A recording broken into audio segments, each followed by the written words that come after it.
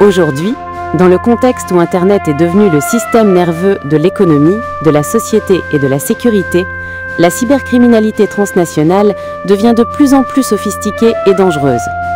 Selon les Nations Unies, elle cause plus de 8 000 milliards de dollars de pertes économiques chaque année. Face à cette menace, une convention mondiale contre la cybercriminalité est considérée comme un bouclier collectif pour protéger le cyberespace et renforcer la coopération entre les pays. Dans le village de Klong Lai, province de Gia Lai, plusieurs jeunes ont été trompés et envoyés au Cambodge. Beaucoup ont été exploités, battus et forcés à commettre des actes illégaux. Grâce à l'action des autorités, ils ont été libérés et ont pu recommencer une nouvelle vie. Je suis très heureux d'être rentré chez moi. J'ai reçu de l'aide pour reconstruire ma maison et trouver un emploi.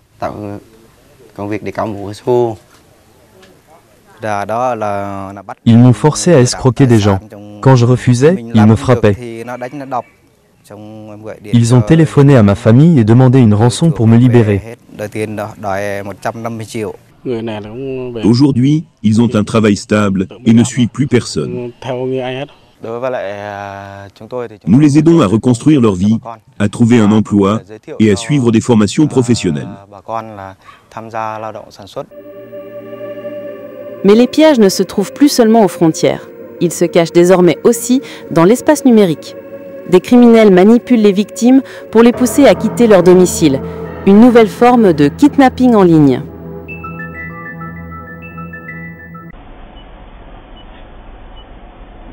Le 30 septembre, la police du quartier de Tan Lap, province de Dak Lak, a reçu un rapport selon lequel une étudiante de 18 ans s'était enfuie de chez elle et était soupçonnée d'avoir été kidnappée en ligne. Après avoir été secourue, la jeune fille a raconté que le groupe de personnes l'avait piégée et manipulée, lui faisant croire qu'elle participait à une mission en ligne légitime avant d'être attirée loin de chez elle. Ils ont dit que j'étais impliquée dans une affaire de drogue. Ils m'ont isolée, manipulée et fait croire qu'ils voulaient m'aider. J'ai téléphoné à ma fille des centaines de fois. Sans la police, je ne sais pas ce qui serait arrivé à ma fille.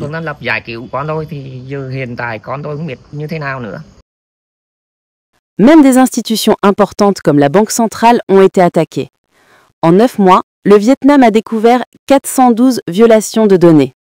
Le montant de la rançon demandée par les pirates a dépassé 1 million de dollars, soit 4 fois plus élevé que la même période en 2024. La cybercriminalité ne connaît ni frontières ni limites.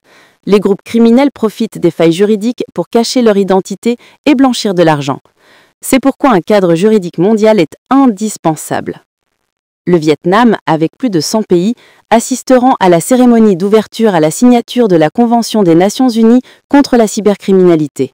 C'est un engagement fort pour bâtir la confiance numérique et protéger les populations à l'ère numérique. La Convention crée un cadre juridique global pour aider les pays à coopérer efficacement dans la lutte contre les crimes liés à la haute technologie.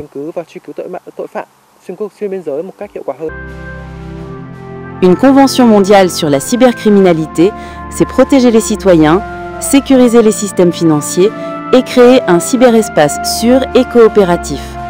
Dans un monde connecté, les règles communes sont la clé pour préserver la paix et la sécurité numérique.